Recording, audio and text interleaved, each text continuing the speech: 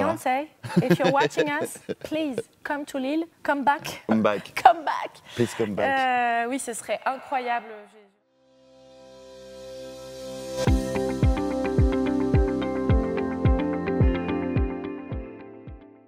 Bonjour. Bonjour à vous deux. Pouvez-vous vous présenter? Mathias, je t'en prie. Alors, Mathias Ruzet, je m'occupe de la com, du Zénith et des spectacles. On développe la com des spectacles, des théâtres à Lille Grand Palais. Donc voilà, ça va faire 11 ans que je m'occupe de ça. Oh, waouh. Voilà. Et avant, j'étais presque 4 ans à Lille Grand Palais. Donc moi, c'est Gabrielle Lédé. Je m'occupe de la programmation des spectacles global. Donc le Zénith et les théâtres dont parlait Mathias, où on a développé l'activité de spectacle depuis 2 ans. Ça fait 9 ans que je suis au Zénith. J'ai été recrutée par cette merveilleuse personne à ma gauche. C'est quoi une journée type au Zénith de Lille? Alors au Zénith, principalement, on reçoit des one-shots, entre guillemets. Enfin, des one-shots dans le cadre de tournées. Donc, c'est-à-dire que les spectacles arrivent le matin, enfin, les tournées arrivent le matin et repartent le soir même. Et donc, la plupart des événements qu'on accueille, on loue le Zénith pour ce type d'occupation. Donc, le producteur de spectacle arrive avec ses camions de tournée le matin, donc à partir de 8h, voire un peu avant. Le montage a lieu le matin jusqu'au début d'après-midi. Les équipes mangent le midi au catering, donc le restaurant... La cantine. Le midi, dans l'après-midi, les tests son-lumière ont lieu. L'artiste ou les artistes arrivent en milieu d'après-midi pour faire leur balance. Il est 16h environ. Nous, on est dans le bureau, on profite pleinement des balances qui, en général sont un peu plus fortes que le concert. Donc, on est aux premières loges, on peut le dire. 18h30, ouverture des portes au public. Le public arrive tranquillement, boit son petit verre au bar, mange son petit hot dog, sa petite gaufre. Tout le monde s'installe pour en général un début de show à 20h. Ouais, ça se joue sur 1h30. C'est ça. À partir de 20h, première partie ou début du spectacle, si on est sur un spectacle type humoriste ou comédie musicale. 20h, voilà, début de show. La tête d'affiche arrive en général à 21h quand on est sur un spectacle avec une première partie. Le show bat son plein, le Zénith gronde du bonheur des gens et à 22h30, 23h, fin de show, le public sort très vite. En 10 minutes, on n'a plus personne dans la salle. Et là, s'active le démontage avec toutes les équipes de tournée, les techniciens locaux, les régisseurs du Zénith qui s'activent pour démonter le plus rapidement possible. En général, en l'espace de 2h à 2h30, tout est démonté. Le nettoyage intervient. 2 heures, c'est extinction des feux. Et on recommence le lendemain. Le tout premier spectacle sur lequel vous avez travaillé ici, en fait, je ne me souviens plus du tout. C'est très choquant, mais bon, voilà, 11 ans, on va dire entre 80 et 120 séances par an. Il y en a eu beaucoup, il y en a eu tellement. Moi, je m'en souviens très bien. J'étais arrivée en avril et j'avais passé une journée complètement folle. Moi, je rêvais de travailler dans un établissement comme le Zénith. En plus, à l'époque, et un peu comme la plupart des gens, on ne sait pas trop ce qui se passe derrière ces murs, dans les bureaux. En fait, qu'est-ce que fait concrètement l'équipe du Zénith qui travaille toute l'année. Et j'avais été accueillie donc par Mathias, par Marie, Aurélien, les régisseurs de l'époque, et par Christiane Jardin, donc, qui est la responsable RP du Zénith. Et c'était le jour de Star 80. Et je m'en souviendrai toujours parce que l'ambiance Star 80, c'est quand même quelque chose. Ouais. C'est vraiment une énorme teuf avec des gens à fond, du début à la fin, déguisés pour la plupart. Et vraiment, il y a une ambiance assez ouf dans le Zénith. Improbable, parce que je ne m'attendais pas du tout à ce genre de festivité pour ce type de spectacle. Et je me suis retrouvée dans la salle avec Cricri qui me faisait faire le tour du hall, de la salle. Elle me dit on va aller regarder un petit peu. Et qui se met à danser dans la salle comme ça. Et moi à côté, un peu ébahie par la scène, à me dire mais qu'est-ce que c'est que ce truc? C'est ça le boulot. C'est super, on danse au travail, c'est génial. Et ça m'avait marqué parce que j'ai adoré ce moment et je me suis dit je suis à ma place, c'est cool. Votre meilleur souvenir en coulisses? Ah, je pense que j'ai. C'était la tournée de Charles Aznavour. On avait eu la chance d'accueillir sa dernière tournée en fait avant qu'il décède. Et ce soir-là, on avait une de nos figures locales emblématiques, Maurice, qui était venu avec une panoplie de disques, souvenirs. Parce il avait ramené toute la collection de disques, du premier 78 tours au dernier incroyable. CD, on avait des dizaines de vinyles et tout ça. Enfin, il y avait 2 bureaux qui étaient remplis de tous les disques. Et effectivement, il y a un de ses fils, parce que Charles Aznavour n'était pas dans notre bureau à ce moment-là, mais il y a sa famille qui l'accompagnait tout le temps en tournée. Et il y avait un de ses fils qui était passé, saluer, et qui voit ça, et qui dit « Ah bah ça va faire plaisir à mon père ». Et donc, en fait, il allait le chercher. Et donc, Charles Aznavour est venu et effectivement, il avait été impressionné. Et à partir de là, il est parti dans un monologue pendant 20 minutes à raconter ses souvenirs en parlant d'Edith Piaf, en parlant de C'était un toutes ces moment hors personnes-là. du temps et en fait, on a eu la chance d'être témoin de ça. Enfin, on n'a pas du tout participé à cette conversation parce que on était juste spectateurs. On était spectateurs de dans la notre scène coin. En faisant comme Annick. Clic, photo mentale. Mais vraiment, c'était trop beau. Et Maurice, qui a plein d'histoires à raconter, il a eu les mots justes aussi à ce moment-là. Et Charles Aznavour avait l'air hyper touché. Et il était également très touchant. Et c'était vraiment un moment hors du temps. Grand moment. C'était magnifique. On partage le même, du coup. Ouais. Voilà. L'objet le plus waouh que vous détenez au Zénith? Au Zénith, on a une tradition. C'est ça. C'est ça. Mais c'était clairement à toi de le dire. Hein, mais vraiment. oui.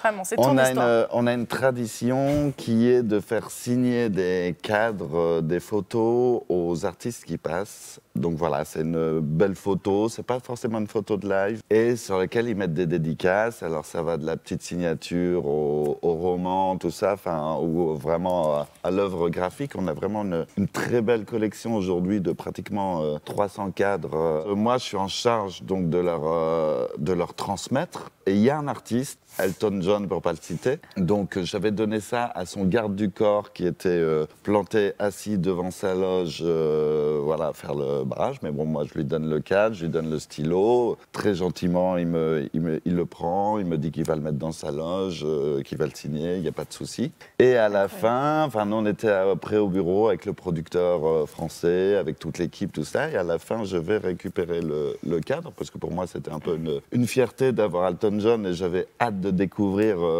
sa dédicace. Et en fait, je suis arrivé, le garde du corps a grimacé très gêné en me rendant le cadre et en me le mettant en main, j'ai vu tout de suite le pourquoi du comment. Et en fait, la photo n'avait très certainement pas plu à l'artiste. Et donc, en fait, il avait déchiré la photo, plié le cadre, et voilà. Et ça a été sa signature.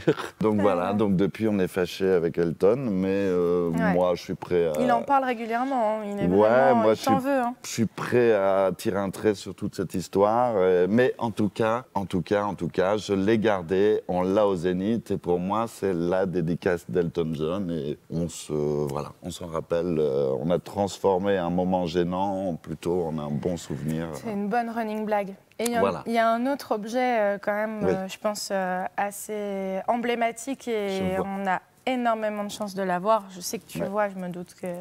Enfin, pour le coup, je pense que vraiment, il y a deux choses mémorables. Donc, il y a quelque chose de très drôle et il y a quelque chose de très beau. On a la chance d'avoir le chapeau d'Alain Bachung au Zénith, qui avait été offert à Aurélien Binder, à l'ancien directeur du Zénith de Lille, qui lui avait offert ce magnifique cadeau je sais même pas exactement quand, mais en tout cas, Aurélien, à son départ, a fait le choix de laisser le chapeau au Zénith.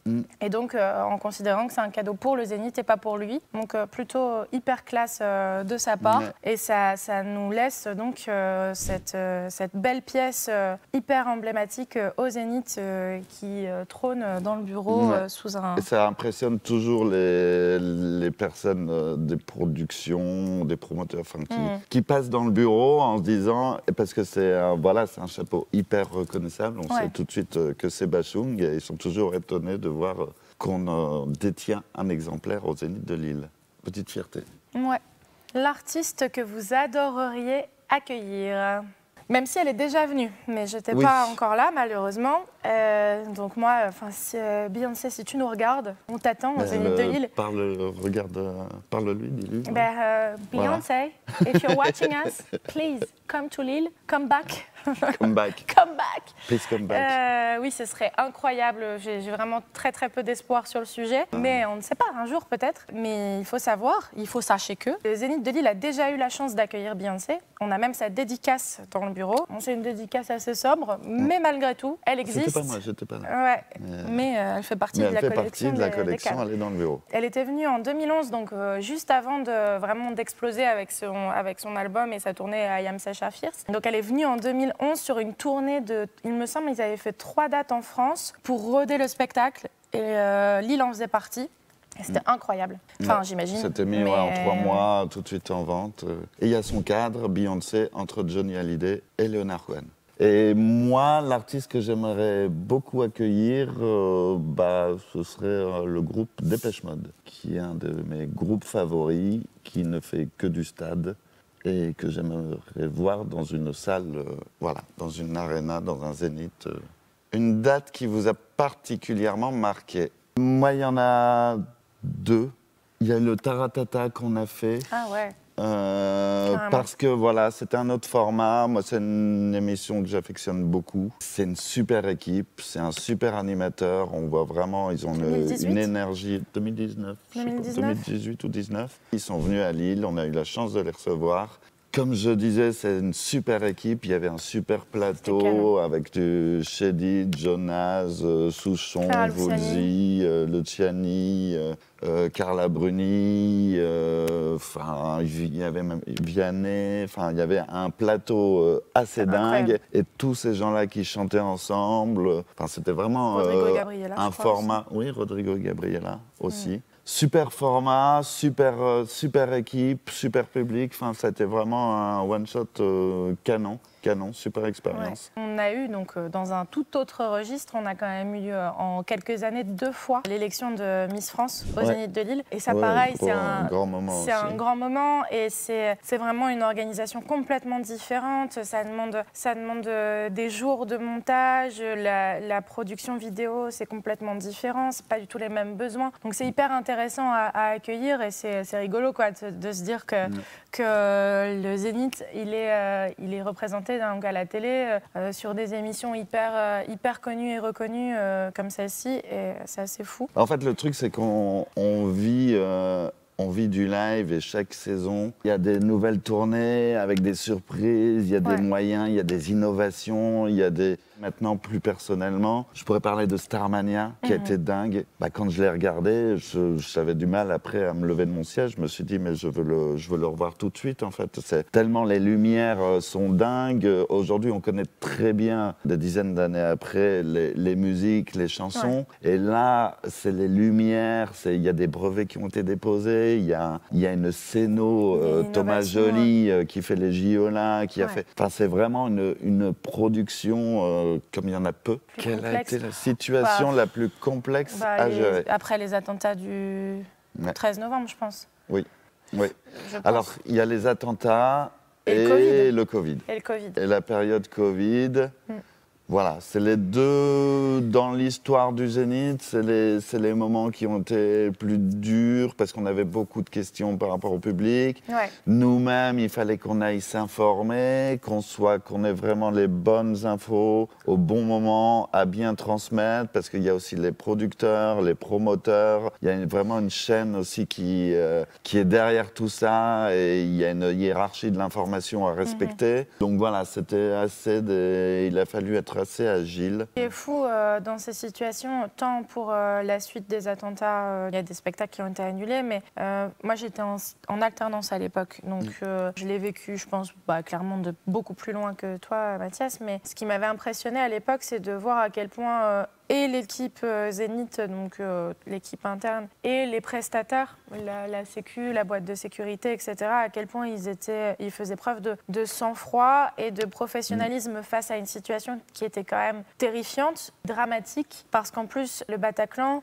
ça avait quand même touché des gens que personnellement Ouais, qu'on l'équipe Zénith connaissait. euh, Donc c'était quand même hyper fort, hyper intense. Et de se dire que ça avait été traité avec autant de professionnalisme enfin voilà, moi j'avais trouvé ça impressionnant. C'est le public qui se déplace et je sais qu'à l'époque du Covid, il y avait beaucoup d'articles qui étaient parus, de grands producteurs. Il y avait beaucoup de tribunes sur les inquiétudes du secteur du spectacle vivant vis-à-vis du post-Covid et du fait que les gens ils voudraient plus se déplacer en fait, avec toutes ces normes, toutes ces contraintes, que c'était trop anxiogène, que ça reprendrait jamais. Enfin, il y avait des vraies craintes vis-à-vis de la pérennité du secteur post-pandémie. Et en fait, donc nous, on est passé de centre de vaccination à salle de spectacle, de manière, bon, il y a eu des contraintes et des restrictions au départ, mais le public est revenu. Et c'était pareil en 2015. Les gens reviennent, et ils reviennent, limite, ils reviennent encore plus, quoi. Ils sont en mode, bah, allez, on y va. Ouais, ils ont envie de et on a profiter. une ferveur, je pense, dans notre région. On a beaucoup de chance d'avoir un public comme celui-là, donc c'est cool. Ouais, on a cette chance-là. Ouais, je trouve. Gabriel, oui, imagine la scène. Un grand producteur s'intéresse au Zénith pour y faire jouer son artiste. Convainc-le de booker une date ici. Bien, on va reprendre l'exemple de tout à l'heure. On va s'adresser à Angelo. Angelo Gopé, donc le patron de Live Nation, tout à fait, France. le patron de Live Nation France, donc qui produit à l'échelle nationale des artistes tels que, au hasard, Beyoncé. Ce que je dirais d'abord, c'est qu'au Zénith à Lille, on a la chance d'avoir un public incroyable. Les gens se déplacent, il le sait en plus. Angelo, tu le sais. Tu le sais. Tu le sais. Le public se déplace et plein d'enthousiasme vient en nombre et avec une ferveur qu'on connaît, à mon avis, dans peu d'autres endroits. En France et peut-être ailleurs dans le monde, je ne sais pas, je n'ai pas fait tous les pays du monde. J'aimerais bien, mais non. Donc je dirais ça d'abord, je dirais qu'il peut faire confiance au public lillois pour se déplacer pour voir Beyoncé. Je lui dirais ensuite qu'à Lille, on peut compter sur un sérieux et un professionnalisme à toute épreuve au sein des équipes qui feront en sorte que tout se passe pour le mieux et dans les meilleures conditions d'accueil possibles. Complètement. Et je lui dirais qu'on lui trouvera une place dans tous les cas. Il y aura de la place. Il y aura de la place. On est hyper sympa également. Donc on travaille bien, mais en plus de ça, on le fait avec le sourire. Comme disait Arnaud, tout à fait. On fait un travail sérieux, sans se prendre au sérieux et toujours dans la bonne humeur et en faisant en sorte d'accueillir au mieux toutes les personnes qu'on a la chance d'accueillir au Zénith de Lille. Donc viens, emmène Beyoncé, ça va être super. Et Dépêche Mode. Et Dépêche Mode, pardon. Votre souvenir le plus inattendu? Ah, j'en ai un. C'était la tournée de la comédie musicale Résiste qu'on avait eue au Zénith sur plusieurs séances, à plusieurs périodes différentes, en 2016. Et c'était les dates de décembre. Donc on accueille ce spectacle. On était en train de discuter avec le producteur et le promoteur local dans le bureau. On passe un moment sympa, convivial. C'était la fin du spectacle, il me semble. Et là, Vlatipa, qu'on voit rentrer, Madame Gall, France Gall, qui arrive, qui rentre dans le bureau avec ses lunettes de soleil, sa coupe emblématique, son petit look hyper sympa, qui arrive en toute détente et qui dit « Ah, c'est pas ici mon coiffeur ». C'était hyper drôle. Et en plus, vu que c'était France Gall, bah, tu te marres pas. Pourtant, c'est hyper marrant. Ouais. Et on a vraiment fait genre, non, c'est pas là, madame. Je pense. Elle fait, oh bah désolée. Je pense que c'est du coup, ça doit être au-dessus ou je ne sais plus ce qu'elle répond, mais elle repart comme elle est arrivée, toujours en full détente. Mais c'était trop mignon. C'est mignon. C'est très mignon. Et toi, Mathias? Je dirais le concert de Stromae, Racine Carrée. Super belle tournée, première grosse tournée. En fait, Stromae, avant cette tournée, voilà, c'était plutôt un artiste émergent. Ça fait drôle de dire ça pour lui. C'était pas l'artiste que j'attendais le plus. J'étais pas forcément un fan absolu, même si je reconnaissais, voilà, ses talents d'écriture indéniables, voilà. Mais là, quand on sait que c'est lui qui bosse à l'époque, qui bossait sur tout, là, ça cochait toutes les cases. Il y avait une ambiance de dingue, une scéno de dingue, une musique folle, décorée, de la danse. Et on en ressortait en se disant, mais qu'est-ce qu'on a vécu? Vraiment un truc dingue. Donc c'est assez phénoménal et je pense qu'il y a très peu de gens comme lui et c'était inattendu. Depuis toutes ces années au Zénith de Lille, qu'est-ce qui vous rend le plus fier? Moi, je dirais le public. Ah, moi aussi. Ouais. C'est le premier mot qui m'est venu en Vraiment. tête. Ouais, c'est pareil. C'est pour ça que je cherche pas plus loin. C'est vraiment ça, je pense. Je pense qu'on a ça un peu en commun dans l'équipe. On aime bien aller en salle et prendre la température, regarder le public. Enfin, ça nous est déjà arrivé d'avoir aucune attente sur un artiste qu'on connaît ou qu'on a déjà vu. Voilà, c'est pas notre... Et en fait, quand on voit le public qui oublie tout pendant 2 heures, qui chante, qui danse, qui en a plein les yeux, il y a un show, il y a un truc, et là, on est obligé d'apprécier. Et en plus, à Lille, on a vraiment, on le répète, un super public, ce qui fait qu'il y a beaucoup d'émotions. Et ça, quand on observe ça, ça nous fait la soirée, ça nous fait... voilà, on en ressort... Et puis comme tu dis, je te rejoins entièrement, hein, c'est vraiment la chose la plus belle, je pense, qu'on peut voir au Zénith, c'est les gens. Et on a souvent ce retour-là aussi des artistes de nous dire que le public lillois est vraiment incroyable et que c'est le meilleur public. Avant, en plus, vraiment, honnêtement, je pensais que c'était du chauvinisme au début. Ah, en France, on aime bien, on est la région la plus chaude, on est la région la plus belle, on est la région la plus... Voilà, ceci. Et je pensais qu'il y avait un chauvinisme autour de ça. Mais vraiment, l'expérience, rencontrer parfois des artistes, beaucoup les musiciens, les producteurs, toute l'équipe, on entend très souvent, voilà, il se passe un truc de plus à Lille. Mais oui, c'est vrai, on a cette chance incroyable. Et quelle que soit la typologie de spectacle en plus, les gens sont à fond. Ils sont hyper heureux d'être là. Et c'est beau, en fait, ce moment de communion. Donc le public, quoi. Ouais, donc le public. Bravo, public. Comment voyez-vous le Zénith de Lille dans 30 ans?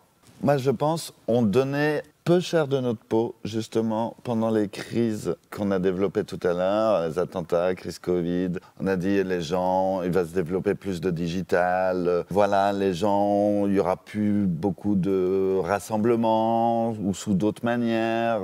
Le distanciel va aussi prendre le dessus. Donc voilà, il y avait pas mal, je pense que dans le métier en général, pas mal de gens se sont posé beaucoup de questions. Maintenant, il y a aussi beaucoup de gens qui sont dévoués aussi à leur métier, et en premier les artistes, après les producteurs, les promoteurs, les salles, tout ça, et qui font en sorte d'innover, de faire tourner, de donner les moyens, d'aller chercher les moyens, et qui bossent dans le bon sens. Et on constate que ça marche bien, on constate que ça revient toujours. Les gens ont...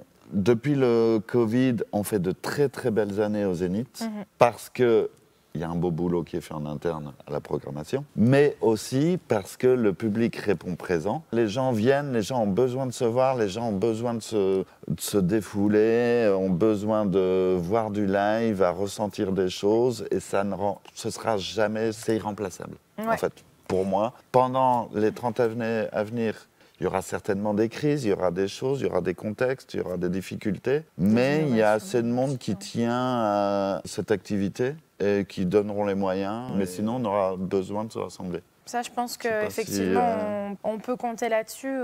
Je te rejoins complètement. Et moi, j'espère dans les 30 années à venir, on arrivera aussi, grâce aux innovations, à des gens brillants qui trouveront des idées brillantes et des artistes aussi qui auront cette volonté. On arrivera à développer des tournées de plus en plus respectueuses de l'environnement, avec des bilans carbone un peu plus restreints. Parce qu'il y a quand même je trouve qu'en termes de moyens déployés, on a des tournées de plus en plus grosses, des trucs de plus en plus impressionnants. Peut-être qu'à un moment donné, ça va se calmer et qu'on reviendra à des choses peut-être plus sobres. Mais je te rejoins, je ne pense pas que ça signifiera qu'on arrêtera d'avoir des spectacles, au contraire. Mais peut-être que la course au plus gros, au plus impressionnant, elle va peut-être s'arrêter ou ralentir, parce qu'il faut peut-être aussi qu'on apprenne à ralentir de ce point de vue-là et à faire les choses de manière plus simple. Et ça ne veut pas dire que ce sera moins bien, ce sera juste différent, et ça peut peut-être nous aider à mieux vivre avec notre monde. En tout cas, en le respectant plus. Tout à fait d'accord. Un petit mot pour nos 30 ans. Bah déjà, joyeux anniversaire. Plein de beaux événements à l'île Grand Palais, plein de beaux concerts au Zénith, des événements remplis, des événements innovants, du live.